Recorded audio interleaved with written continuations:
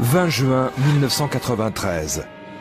Ce dimanche matin, à Fort Smith dans l'Arkansas, est le moment où Juanita Wofford devrait entonner ses hymnes préférés en compagnie des fidèles de Phoenix Village. Dès que les portes de l'église s'ouvraient, elle était la première à y entrer. Elle n'aurait jamais manqué l'office, à moins d'être malade ou d'avoir un sérieux problème.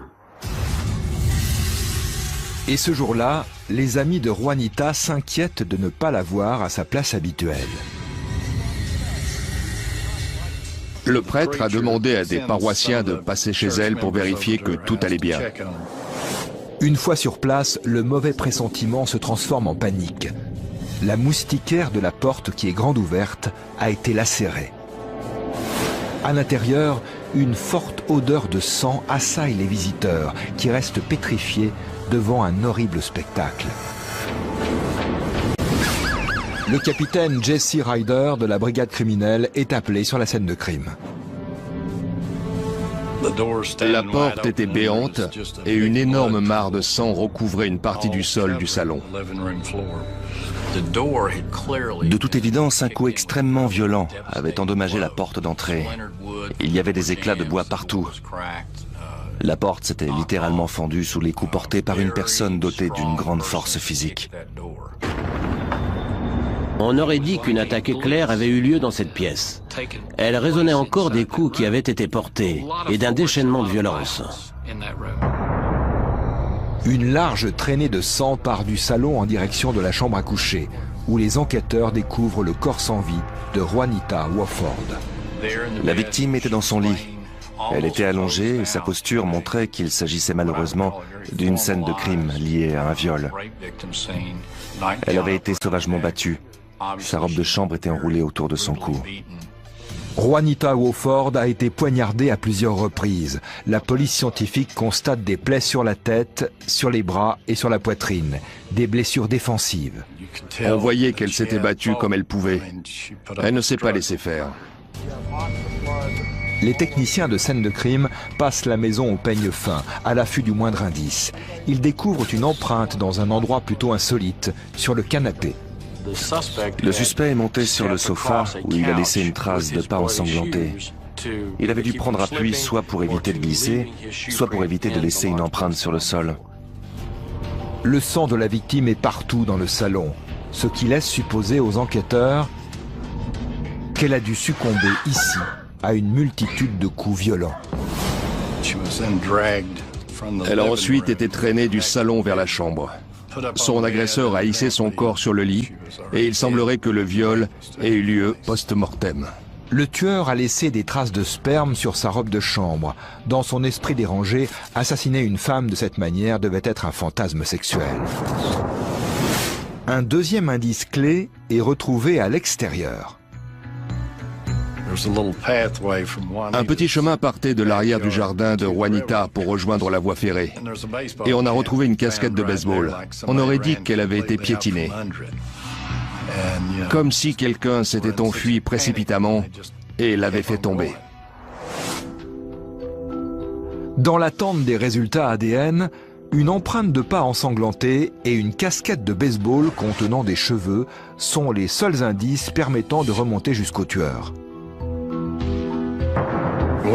Lorsqu'on découvre une victime qui a été si sauvagement battue et poignardée, on ne peut qu'évoquer l'hypothèse de l'homme éconduit, ou du moins, cela renvoie à un crime passionnel. Mais personne dans la vie de Juanita Wofford ne semble pouvoir tenir ce rôle. Ses proches ne lui connaissaient aucune relation amoureuse. Bonjour messieurs. Bonjour. Une enquête de voisinage met au jour un fait extrêmement troublant. La maison accolée à celle de la victime est en location. Deux familles ont successivement emménagé au cours du mois dernier. La maison avait été louée une semaine plus tôt et les occupants étaient déjà sur le départ. Ça donnait forcément à réfléchir. J'ai creusé cette piste et interrogé le propriétaire. Il m'a donné le nom des locataires et je les ai interrogés. Les enquêteurs recherchent sur eux des traces de meurtrissures, d'écorchures ou de taches de sang, mais c'est une impasse. Les personnes interrogées déclarent en outre ne rien savoir sur l'agression et le meurtre de Juanita Wofford. Capitaine Ryder, vous avez une minute?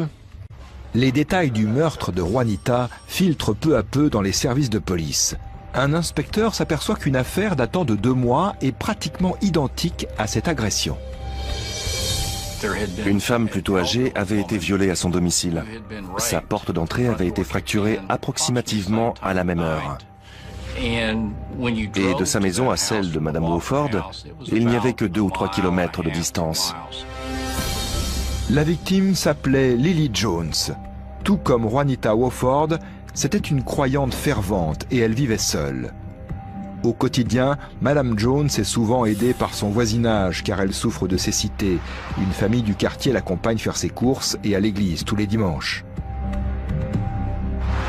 Mais une personne de cette communauté a fait subir les pires outrages à cette femme sans défense. C'était une charmante vieille dame. Elle n'avait jamais causé du tort à autrui. C'était une vraie mamie gâteau. Un soir tard, Lily s'assoupit sur le canapé du salon. Tout à coup, elle entend quelqu'un frapper à sa porte. « Ma voiture est en panne, j'ai besoin de téléphoner. » Paniquée, elle a demandé à l'homme de partir. Mais il a enfoncé la porte et s'est jeté sur elle. Madame Jones a été violemment projetée à terre et elle est tombée sur le dos. Elle a immédiatement perdu connaissance et je pense que le fait qu'elle ne se soit pas du tout débattue lui a sauvé la vie. Son agresseur la traîne ensuite dans une des chambres du fond. Pensant avoir tué sa victime, il la viole, puis quitte les lieux en repassant par la porte d'entrée. Vous souvenez-vous de l'homme qui vous a fait ça? Madame Jones survit miraculeusement à ce calvaire et parvient à faire une déclaration à la police. Elle ne l'avait pas vu, mais elle avait touché ses cheveux. Elle a dit qu'ils avaient une texture étrange, un peu piquante. Donc c'était une coupe courte. Madame Jones déclare aussi à la police que quelque chose chez cet homme lui semblait vaguement familier, comme si elle l'avait déjà croisé. Les similitudes entre l'agression de Lily Jones et le meurtre brutal de Juanita Wofford finissent par convaincre les enquêteurs que l'agresseur est le même homme. La police recherche désormais un tueur impitoyable qui cible les femmes d'un certain âge, très pratiquantes et vivant seules. Les gens ont commencé à s'inquiéter pour leur grand-mère, pour leur mère. Ils se disaient qu'il pouvait leur arriver la même chose.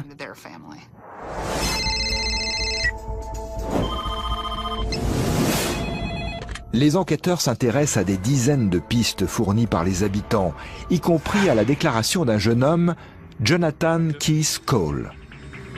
Âgé de 19 ans, il est déjà connu des services de police et a un casier où figurent de nombreux délits mineurs. Mais que pourrait-il savoir sur ces 2 agressions brutales ? Son casier judiciaire suffisait à le placer sur la liste des suspects, sans compter qu'au moment des faits, il se trouvait à 2 pâtés de maison de là. J'essaie simplement de faire ce qui est bien. Cole affirme à la police qu'il n'est pas l'auteur du meurtre, mais il sait qui l'a commis.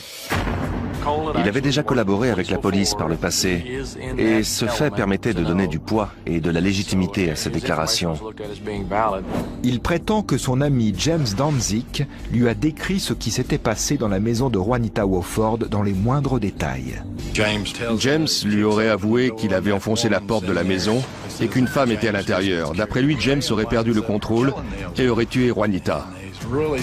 Ce qu'il avait fait l'avait profondément affecté et il devait absolument se confier à Jonathan. Son récit détaillé laisse les enquêteurs perplexes. Les pièces du puzzle s'emboîtaient, rendant son histoire crédible. La police effectue une recherche rapide. James Danzig n'a pas de casier. Lorsqu'il pénètre dans la salle d'interrogatoire, il n'arrive pas à croire que son ami l'ait ainsi trahi. J'ai rien fait, il ment, j'ai tué personne.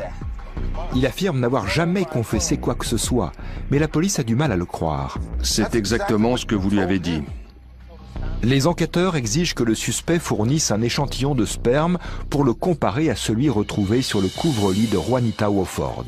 À ce moment, le comportement de Danzig change radicalement. Sûr de lui, il est catégorique en affirmant aux enquêteurs ne pas être celui qu'il recherche. Il a dit « Si je peux effectivement éjaculer, en revanche, je ne peux pas faire d'enfant à une femme. » Car il est atteint d'azoospermie, ce qui signifie qu'il n'y a aucun spermatozoïde dans son sperme. En médecine, L'azoospermie, c'est-à-dire une absence totale de spermatozoïdes dans le sperme, peut être due soit à une infection testiculaire congénitale ou acquise, soit à d'autres causes. Certes, pour déterminer si Danzig est ou non le violeur et l'assassin de la vieille dame, les enquêteurs auraient pu se contenter de comparer sa signature ADN à celle contenue dans le sperme retrouvé sur la scène de crime. Mais le fait qu'il souffre d'azoospermie constitue également une preuve irréfutable de son innocence.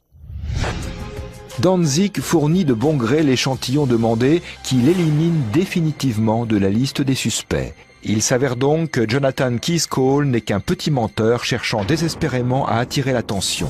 La police de Fort Smith décide alors de déployer un véritable bataillon d'enquêteurs pour interroger les habitants du quartier. Ils ont peut-être remarqué la présence d'individus suspects la nuit tombée. Je l'ai déjà aperçu. Il est tout le temps seul. Un nom ne cesse de revenir, Danny Bennett. En explorant ses archives, la police découvre des éléments inquiétants. En fait, Danny Bennett avait déjà été aperçu à de nombreuses reprises dans ce quartier vers minuit, 2 heures du matin. Le viol de Madame Jones s'était produit dans ce laps de temps. Idem pour le meurtre de Madame Wofford. Il s'agit peut-être d'une simple coïncidence. De plus, Bennett n'a jamais été arrêté par la police. Sa présence dehors à cette heure tardive n'avait aucune justification. Il ne travaillait pas, il passait son temps à traîner dehors.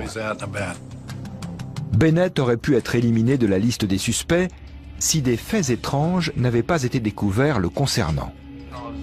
Une personne a certifié que Bennett possédait un couteau très large. Il a également 2 étranges habitudes. Il avait été vu se promenant le long de la voie de chemin de fer et il portait une casquette de baseball. Et c'est précisément ce genre de casquette qui a été retrouvé près des rails derrière le jardin de Juanita Wofford. Pouvez-vous me décrire sa personnalité? Il est très agressif. Depuis l'enfance, il a toujours été violent. Les 2 sœurs de Danny Bennett permettent aux enquêteurs d'en apprendre davantage sur le suspect. Tout le monde connaît son caractère violent et il a fait de nombreux séjours dans des institutions psychiatriques. Son comportement, juste après le meurtre de Juanita Wofford, éveille les soupçons de ses 2 sœurs. Selon elle, peu de temps après que la nouvelle s'est répandue dans la presse, Danny Bennett aurait cherché à se débarrasser d'une paire de baskets, d'un jean et d'un couteau qu'il avait en sa possession. Toujours d'après les 2 sœurs, il avait le bras gauche en écharpe, comme s'il avait fait une chute.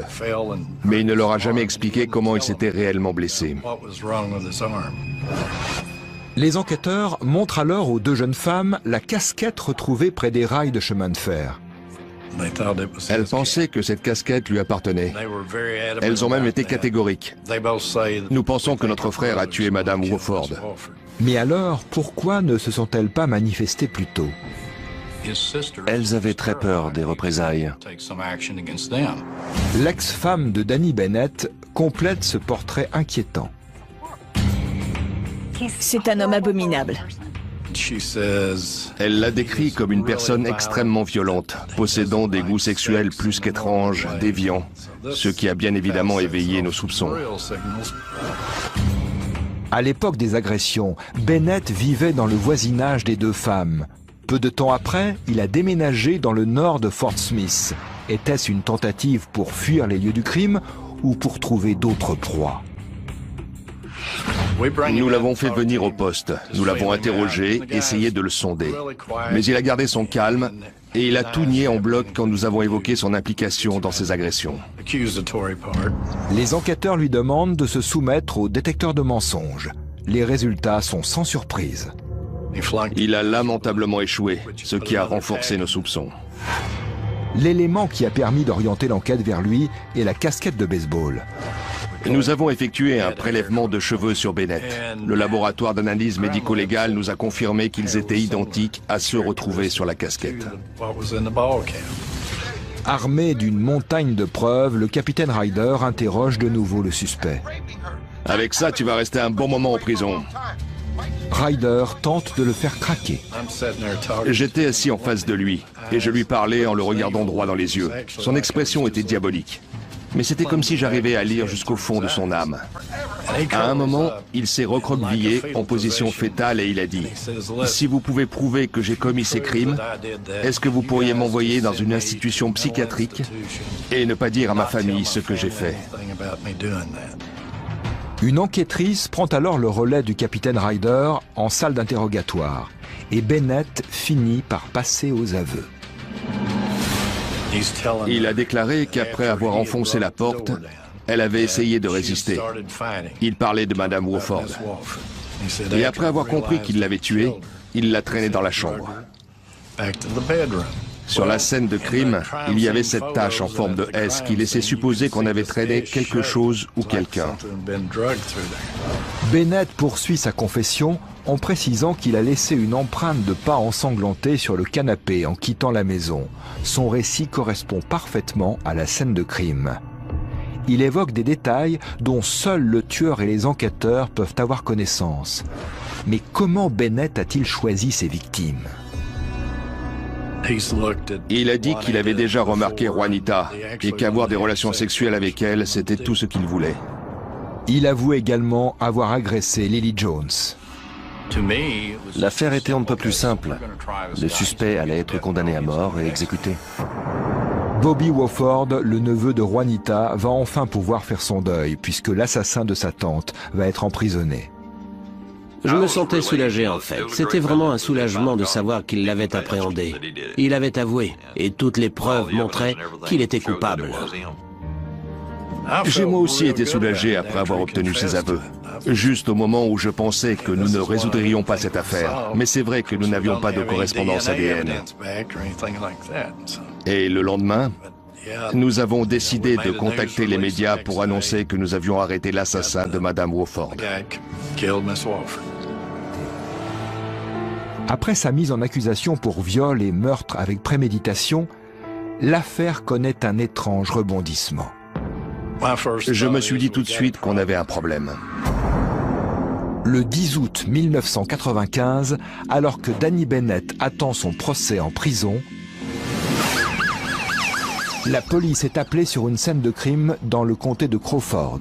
La victime, Ruth Henderson, habitait seule et était une croyante très pratiquante. Quand je suis arrivé devant la maison, j'ai tout de suite eu un mauvais pressentiment. C'était une de ces vieilles bâtisses. Il y avait plusieurs arbres, plein de buissons. Et il y avait une moustiquaire sur la porte d'entrée, comme chez Madame Wofford, comme chez Madame Jones.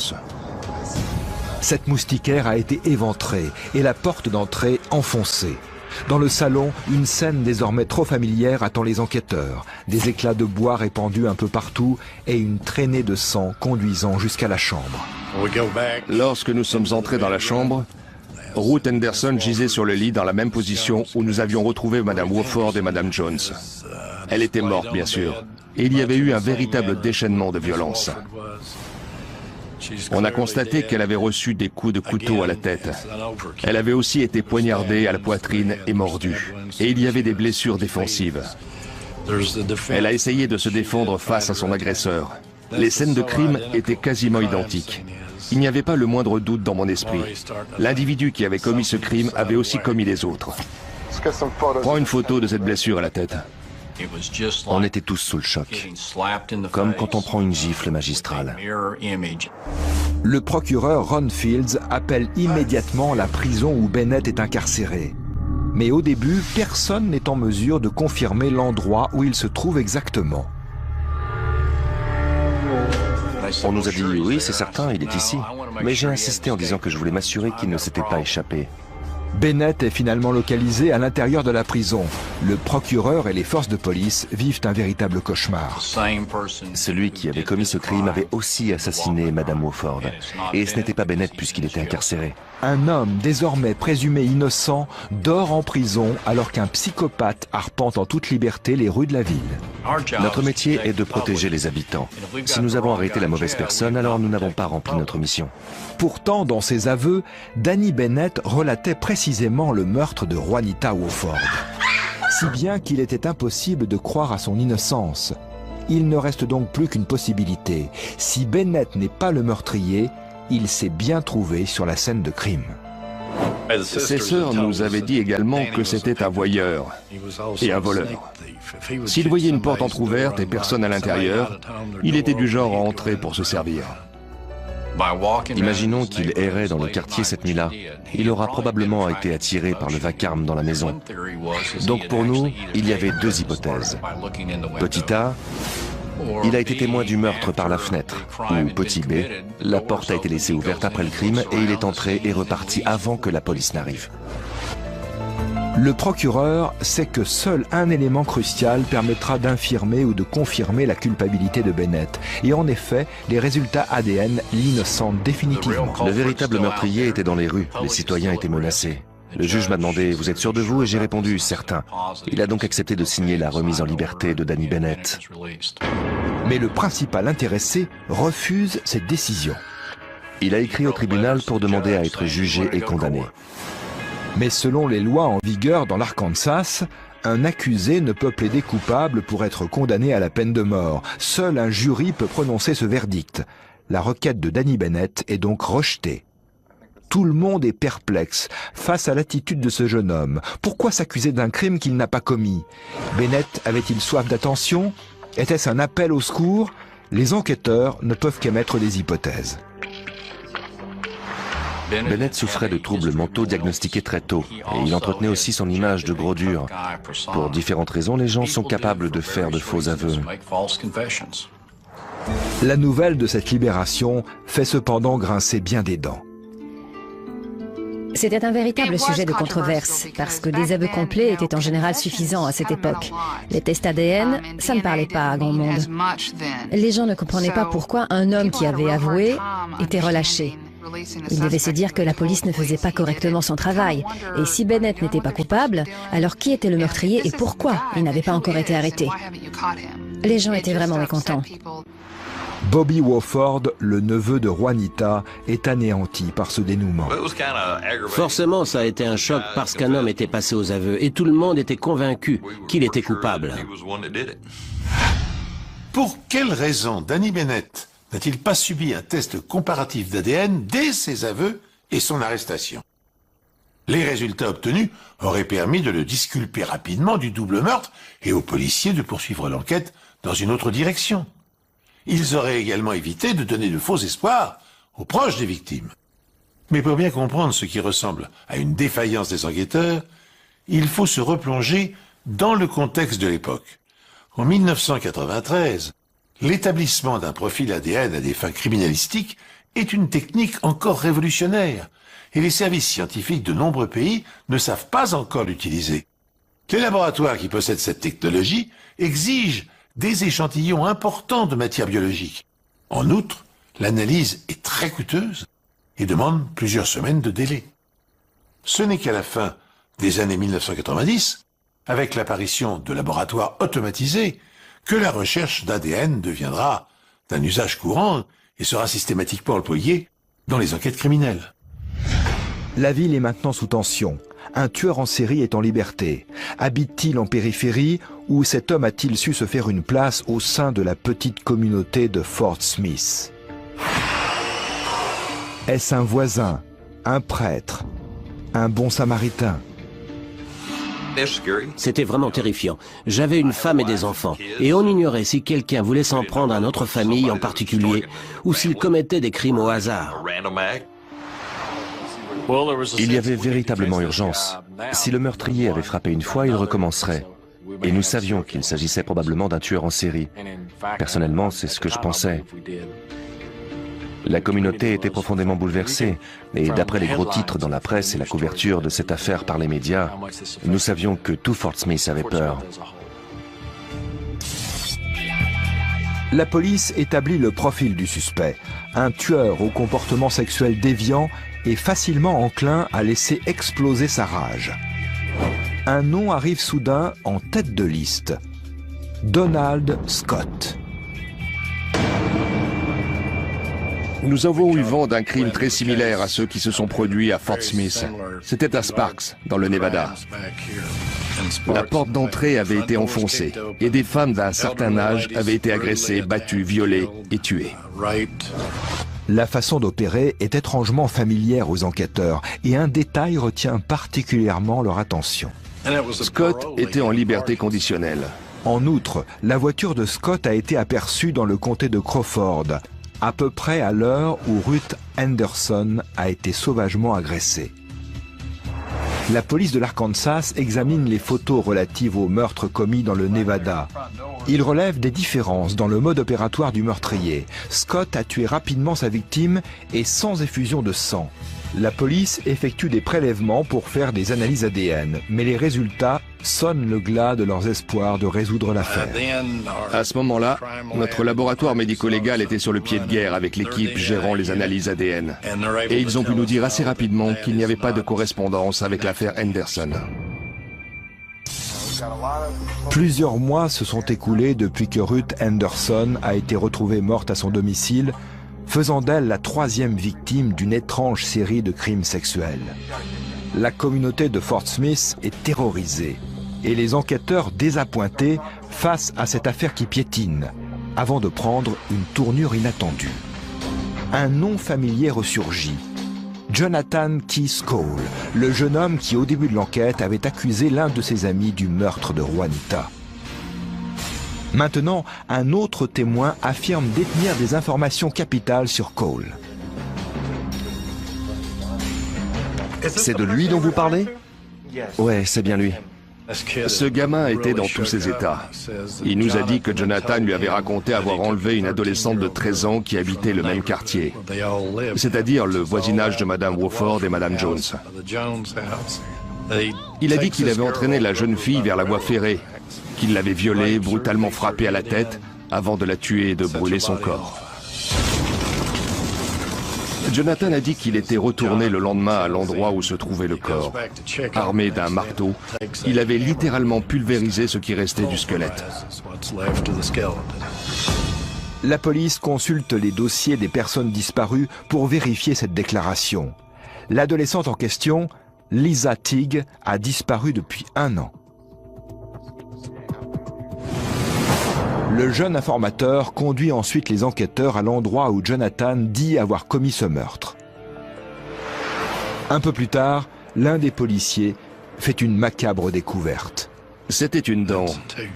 Nous avons alors délimité et protégé le périmètre pour continuer les recherches. Et nous avons appelé l'unité se déplaçant sur les scènes de crime. Ils ont rapidement commencé à tout quadriller. Et ils ont trouvé une mâchoire, d'autres dents et ce qui ressemblait à un fragment de crâne. C'est un rebondissement et une autre tragédie à laquelle personne ne s'attendait, et peut-être la pièce manquante d'un puzzle morbide. Jonathan Keys Cole serait-il un tueur en série au-dessus de tout soupçon? La police le convoque pour l'interroger.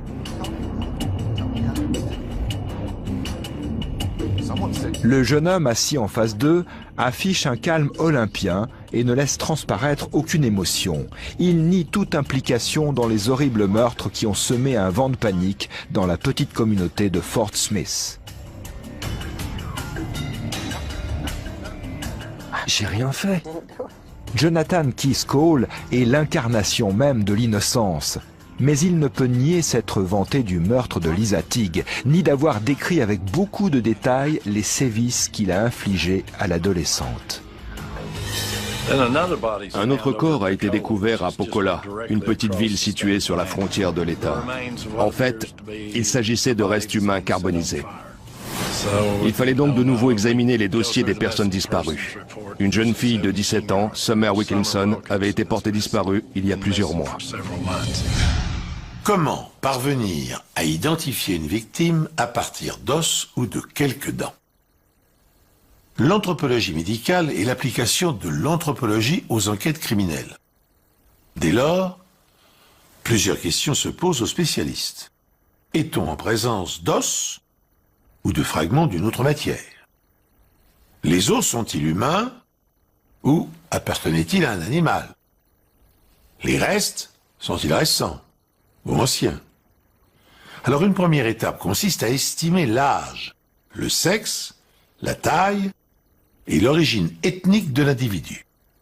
L'estimation de l'âge d'une personne au moment de son décès repose sur 2 processus. la croissance et la dégénérescence. Tenez, les enfants par exemple, disposent de plus de 300 centres d'ossification qui, après s'être soudés, formeront les 206 os du squelette adulte. En modélisant les mesures des os de l'individu dont on a retrouvé les restes, les anthropologues médico-légaux vont pouvoir estimer sa taille et déterminer son sexe. Une fois les deux jeunes victimes identifiées, Lisa Tigg et Summer Wilkinson, les enquêteurs doivent parvenir à prouver qu'elles ont bien été massacrées par Jonathan Cole.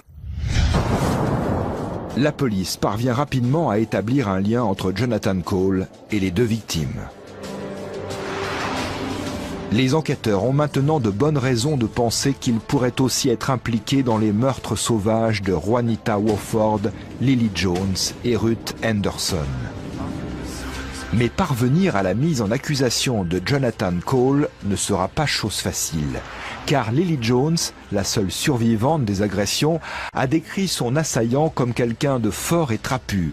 Et lorsqu'elle a été violée et laissée pour morte, Cole n'avait que 15 ans. Quand nous l'avons vu la première fois, ce n'était qu'un petit adolescent tout fluet. Il aurait pu enfoncer une porte, mais traîner un corps comme ça me semblait impossible. Puis, les résultats des analyses ADN reviennent. Ils sont formels. Cole n'est pas le coupable des autres meurtres. Le labo nous a dit aucune correspondance. Jonathan Cole est malgré tout condamné à 2 peines de prison à vie consécutives pour les meurtres des 2 adolescentes. Pour la police, c'est un retour à la case départ. Les enquêteurs craignent désormais que l'affaire ne soit jamais résolue et à Fort Smith, l'inquiétude augmente. Les pistes s'épuisaient, l'enquête piétinait. Ce qui ne veut pas dire qu'elle était reléguée au second plan parce qu'une affaire comme celle-là, elle ne vous quitte jamais. Ce qui est également le cas pour les familles des victimes.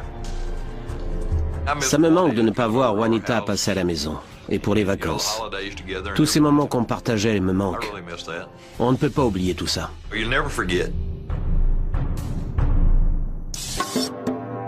7 années s'écoulent sans la moindre avancée dans l'enquête. Puis, en 2000, par une journée de printemps, Vicky Tanbrook, une lycéenne, est seule chez elle dans l'après-midi. Sa mère et son beau-père se sont absentés quelques heures. Ma sœur était toujours très enjouée, extravertie. Elle avait toujours envie de rire, de plaisanter, comme toutes les ados de 16 ans. Vicky entend une voiture remonter l'allée.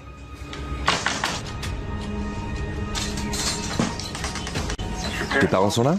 Non. Elle a reconnu l'un de ses voisins. Il savait que mon beau-père avait fait des travaux dans la maison et il voulait voir ce que ça donnait. Elle lui a dit qu'il pouvait y aller. Pendant que le voisin examine les modifications en question, Vicky se replonge dans son film.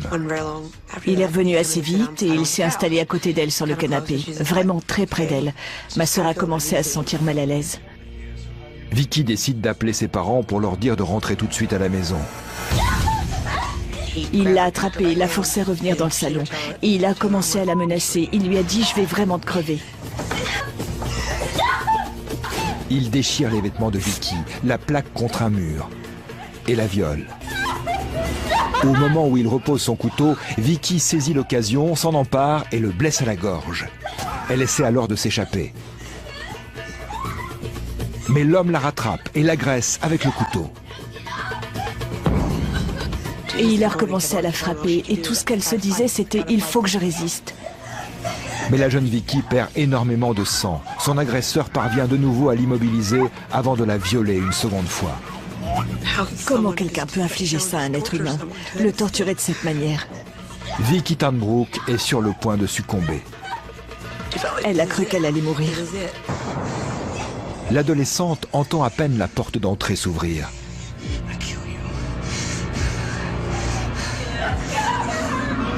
Ses parents sont enfin de retour. Alors qu'il était dans l'entrée, il a aperçu un homme assez corpulent en train de violer sa fille. Mais l'agresseur ne relâche plus la jeune fille. La mère de Vicky est la première dans la pièce. Son beau-père se bat avec l'homme et le frappe à plusieurs reprises tout en essayant de récupérer son arme. Poussée par l'adrénaline, Vicky parvient à échapper à son agresseur. En fait, elle a attrapé le téléphone et a appelé les secours elle-même, ce qui est incroyable. Avant que l'homme ne puisse s'emparer de son couteau, le beau-père de Vicky le met en joue. Il n'a que quelques secondes pour tirer. Mais son revolver s'enraye. Évidemment, il était sous le choc, mais il a eu l'idée de le frapper avec son arme. La police arrive quelques instants plus tard. Lâchez cette arme! Vicky et son agresseur sont tous deux conduits à l'hôpital. L'agent Danny Phillips est parmi les premiers sur place à prendre conscience du terrible drame qui vient de se dérouler. Elle s'est battue pour survivre. Dès qu'on avait passé la porte, on voyait partout du sang sur le sol. Et plus on avançait, plus il y avait de sang. On ne voyait que ça. Les preuves de l'agression violente sont partout dans la maison. Il y avait un couteau de cuisine tout tordu. Il était recouvert de sang. Un peu plus bas dans la rue, l'agent Phillips passe devant une maison qui lui semble étrangement familière. Tout s'est mis en place d'un coup. C'était un peu comme si une machine à sous vous alignait tous les 7. Il s'agit de la maison où Ruth Henderson a été violée et assassinée 5 ans plus tôt. L'endroit semble toujours porter les stigmates du crime atroce qui s'y est déroulé. Le meurtrier a échappé à la police pendant près d'une décennie et est devenu un tueur en série, assassinant brutalement Juanita Wofford et Ruth Henderson et en laissant Lily Jones pour morte après l'avoir violée. Se pourrait-il que l'agresseur de la jeune Vicky Tanbrook soit cet homme? Il y avait des traces de lutte partout dans la maison. D'après ce que j'ai vu, c'était le même scénario que dans la maison de Madame Henderson. C'était devenu vraiment évident. Je pensais vraiment que nous tenions notre homme. L'assassin de Madame Henderson, nous l'avions enfin identifié. Il s'agit de Charles Ray Vines, un homme divorcé et père de 2 enfants. Durant toutes ces années, jamais Vines n'est apparu comme suspect dans l'affaire Jones, ni dans celle de Juanita Wofford ou Ruth Henderson. Il est très apprécié de la communauté.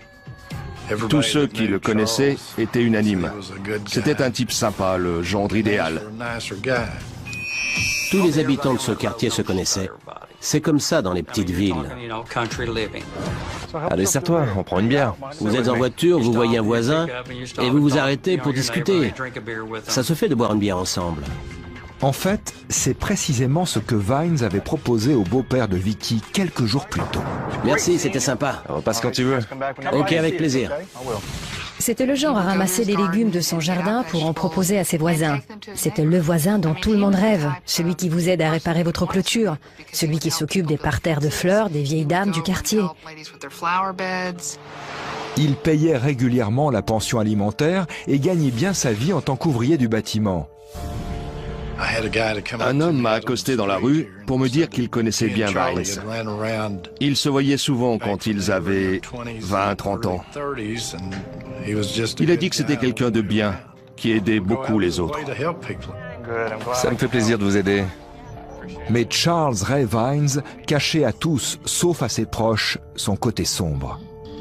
Son ex-femme nous a raconté qu'il avait souvent fait semblant de l'étrangler, qu'il l'enfermait dans le débarras et qu'il avait agressé son fils aîné avec un couteau. Leur fils m'a aussi raconté qu'un jour il était parti à la chasse aux écureuils avec son père et qu'ils s'étaient disputés plus tôt dans la matinée. Il a compris un peu plus tard que pour son père la discussion n'était pas close. Il avançait dans les bois devant son père quand on lui a tiré dessus de très loin. Heureusement, parce qu'il n'a eu que des petits fragments de plomb, mais ça a été quand même très traumatisant. Les enquêteurs lèvent peu à peu le voile sur le passé de Charles Ray Vines pour découvrir comment il a croisé la route de ses victimes. Il connaissait Madame Jones depuis toujours. Son père et sa mère la conduisaient à l'église tous les dimanches. Et plus tard, quand Vines a obtenu son permis de conduire, c'est lui qui s'est chargé de l'accompagner à la messe. En fait, il l'appelait même Tante Lily. C'est vous dire à quel point ils étaient proches. Vines, dans son rôle de bon samaritain, a également aidé les voisins de Juanita Wofford à déménager. Merci pour le coup de main. Ce qui lui a fourni l'occasion rêvée pour repérer une nouvelle proie. Vous voulez le vendre? Charles Ray Vines a fait la connaissance de Ruth Henderson le jour où son père lui a racheté une tondeuse, une veuve habitant seule, la proie idéale. 2 séries de meurtres atroces viennent d'être résolues. Le jeune Jonathan Cole a été reconnu coupable des viols et de l'assassinat des 2 adolescentes. Il a été condamné à une double peine de prison à vie. Et Charles Ray Vines, le voisin irréprochable, le gendre idéal, l'homme tranquille, bien sous tout rapport, va devoir rendre compte du viol de 3 femmes âgées et du meurtre de 2 d'entre elles et du viol et de l'agression de la jeune Vicky Tambrook. Les enquêteurs pensent que pour satisfaire ces fantasmes de meurtre et de viol, le prédateur suivait et épiait ses futures victimes, les choisissant parmi les femmes vulnérables constituant son entourage. À l'hôpital, des inspecteurs se présentent pour l'interroger, mais il a fait tout de suite appel à un avocat. Il lui prélève tout de même un échantillon d'ADN qui est envoyé au laboratoire médico-légal. Le profil génétique de Charles Ray Vines correspond aux échantillons d'ADN prélevés chez Lily Jones, Juanita Wofford et Ruth Henderson. Pour éviter la peine de mort, Vines accepte de plaider coupable de tous les chefs d'inculpation. Le capitaine Ryder se retrouve enfin face au tueur qu'il pourchasse depuis 7 longues années. Vous n'auriez jamais cru, en l'écoutant parler, qu'il était un dangereux psychopathe. C'était un homme plutôt trapu et corpulent. Il ne fait aucun doute qu'il pouvait facilement maîtriser quiconque se mettait en travers de son chemin. Vines s'autorise quelques remarques concernant l'agression de Madame Jones, une femme qu'il connaît depuis l'enfance et qui l'a beaucoup aidé. Il a dit « Je savais que ce serait facile avec elle. J'ai besoin de téléphoner. » Il a ajouté « Elle ne m'a pas laissé entrer quand j'ai demandé à utiliser son téléphone. Alors j'ai enfoncé la porte et je l'ai violée. Je savais qu'elle était aveugle. Je l'ai frappée violemment et j'ai cru qu'elle était morte. Alors il est parti et il s'est levé le lendemain comme si de rien n'était. » Charles Ray Vines reconnaît immédiatement avoir tué Juanita Wofford et Ruth Henderson et les avoir violées post-mortem. Je lui ai demandé « Ça vous plaît d'avoir des relations sexuelles avec des femmes qui sont mortes ?» Et il a répondu « C'est ce que je préfère. C'est ce qui me fait fantasmer. » D'après lui, sur une échelle de 1 à 10, ça valait bien un 12. C'est ça qui lui plaisait. Ce comportement sexuel déviant a pu commencer très tôt. Son père tenait l'entreprise de pompes funèbres de la ville et il a été l'adjoint du légiste du comté durant de nombreuses années. Tout le monde connaissait son père. La police connaissait bien la famille parce que chaque fois qu'un corps était découvert, si le légiste n'était pas disponible, un de ses adjoints se déplaçait. Charles Ray Vines a en quelque sorte grandi dans une maison funéraire. En fait, il était veilleur dans une entreprise de pompes funèbres. Mais Vines a changé son mode opératoire en prenant pour cible une adolescente. Ok, merci. Il appréciait particulièrement les femmes âgées qui vivaient seules, parce qu'il pouvait les atteindre facilement. Mais cette jeune fille de 16 ans était aussi une victime toute désignée pour lui. C'était une proie facile. Mais c'est l'agression de Vicky Tambrook qui permettra de l'arrêter. Elle a puisé dans ses dernières forces pour survivre. J'ignore vraiment comment elle a pu survivre à cette agression. Il y avait une énorme quantité de sang dans le salon. Elle était presque exsangue.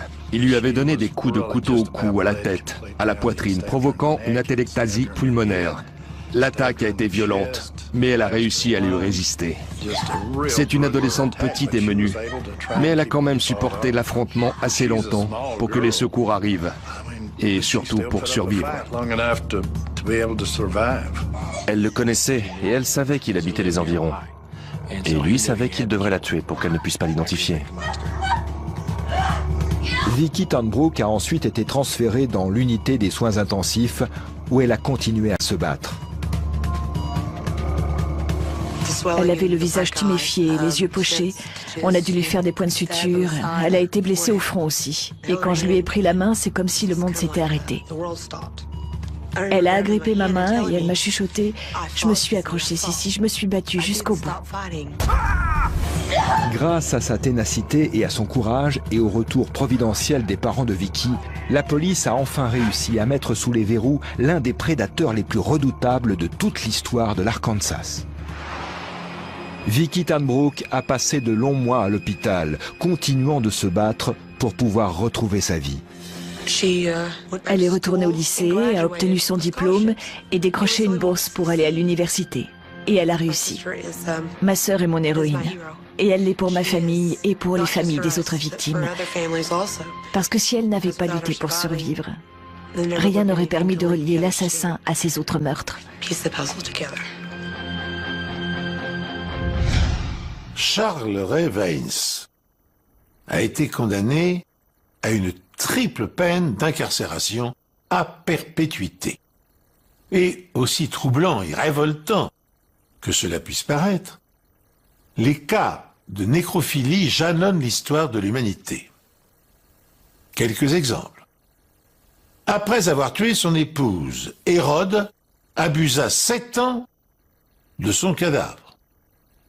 Au XIe siècle, un chroniqueur relate les vitupérations d'un abbé à l'encontre des barbares qui s'adonnent à la luxure avec les cadavres qu'ils déterrent des fosses communes. Plus récemment, en Russie, un chercheur spécialiste des cimetières et auteur de nombreux ouvrages fut interpellé en 2011. La police avait retrouvé chez lui les restes de 29 jeunes filles décédées entre les âges de 14 et 25 ans. Dans son cas, il n'y avait pas eu meurtre, mais les corps étaient reconstitués et habillés de vêtements volés et les têtes remplacées par celles de jouets en peluche. Oh, je me garderai bien d'ajouter un commentaire à cette énumération qui a le don de me soulever le cœur.